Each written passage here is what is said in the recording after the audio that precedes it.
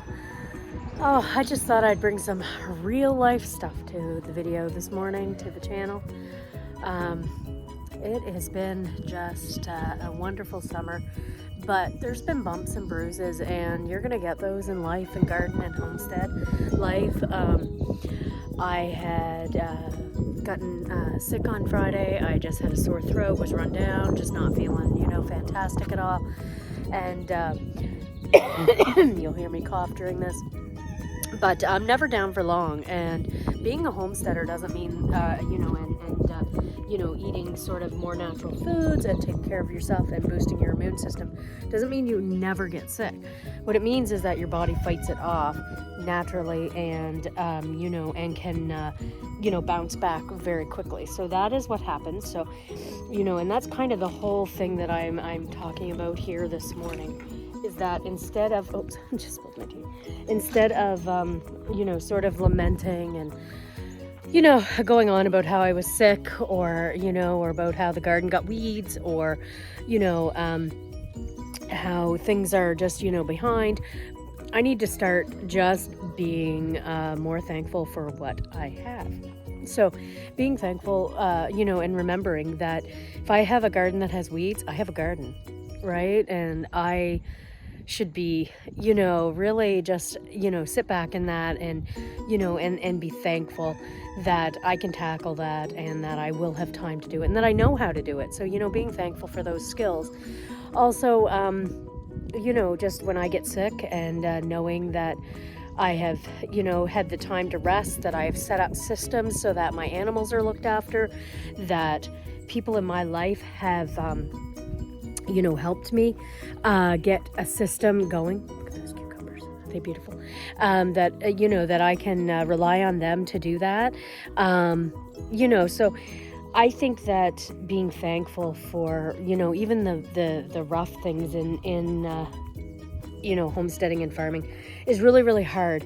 But it is, especially when you're tired and, and when you're doing all the things. But I think that it's entirely necessary to sit into it and understand that, we have been given such amazing skills and the ability to grow beautiful food and flowers and, and just be able to look after ourselves, that I just want to sit in that and not, sort of feel sorry for myself. Although yesterday when everybody was doing the things and I missed my aunt's memorial service, she passed away in December, and I wasn't able to go to that, hacking and coughing and with no voice was not conducive to anybody enjoying that.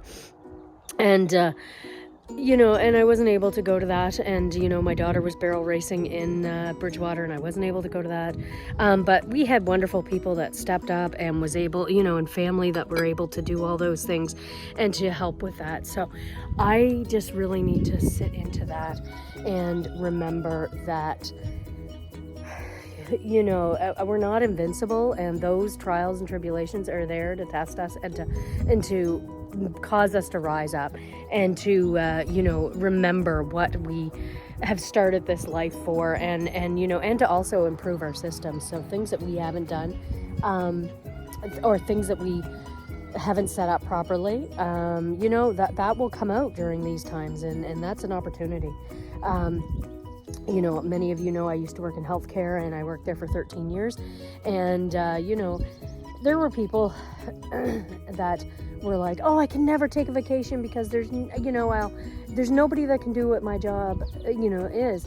And that's just a really, really, really bad sort of mindset to get into. If you are the only one that knows how to do things, you are setting yourself up for failure. You are setting things up to fail. The best managers, and I consider managing a homestead in this whole category of managers, are ones that can take a vacation, can leave, and things don't fall apart.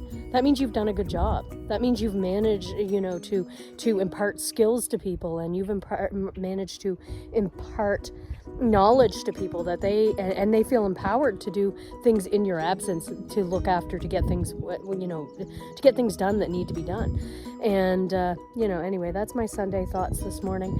And I'm on the mend. I'm never down for long. And like I say, that is that is something to be so thankful for. I took some elderberry syrup. I have, I had some herbs and teas that I had, made, and that I know helped. But I wasn't, adverse to taking Tylenol and Advil either. Even Claire from Outlander, when asked what she missed most about, being back in the 17th century, said she missed Tylenol and Advil. So, and, that was she was a completely self-sufficient woman, when it comes to medicine and herbs. So I think we have to be thankful a bit for, that, that mixture of science and the ability to look after ourselves with things that we grow and, things like that. So it's a beautiful day here, and I'm feeling, like I say, on the mend, and, it's, things are going to happen. And right now I'm thankful, even though I can smell the compost. I'm composting because Luke and I cleaned out the chicken run the other day, and it's really, really, it was probably about 5 months of just layers of straw and chicken poop and things like that. We cleaned out the outdoor chicken run, and it was rank, I'm not gonna lie.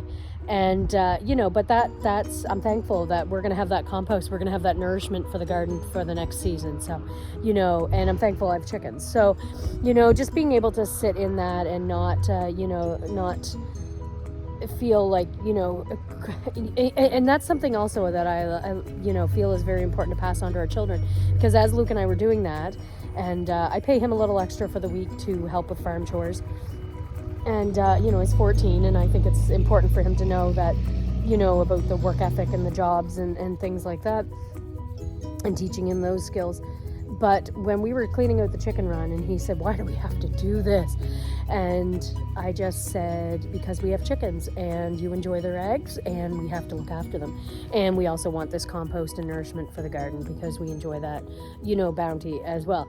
So just being able to explain that and have that conversation with my son, during that time, is something to be thankful for. So anyway, that's my Sunday thoughts, and I am thankful for the garden, and I'm even thankful for the weeds. I mean, I've been not in the garden for the last 2 days, so I really need to tackle this section here, which is turnip, parsnip, some peas, zucchini, summer squash, some ground cherries, some lettuce that's growing, that I really just need to sort of thin out.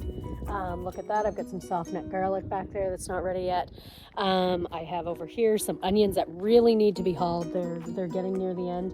Their tips are yellow, and they're falling over. So I need to haul those up and cure those, and then put some more in for the fall. So, I'm getting started on that fall garden. So, and I thought I lost all of my cabbage, and just super thankful that I do see about 5 that are doing really, really well and coming up. Second batch of beans is doing well. So, it's one of those things that, just got to look around and choose to see the good, in that. And that doesn't mean that I completely brush off my feelings of not, of the overwhelm or sadness, but you sit in it a bit, and then you come to that. When the kids were little, I used to tell them that you can feel sorry for yourself for half an hour, and then you have to figure out how to move forward. And look at these. So this is a runner bean from Baker's Creek.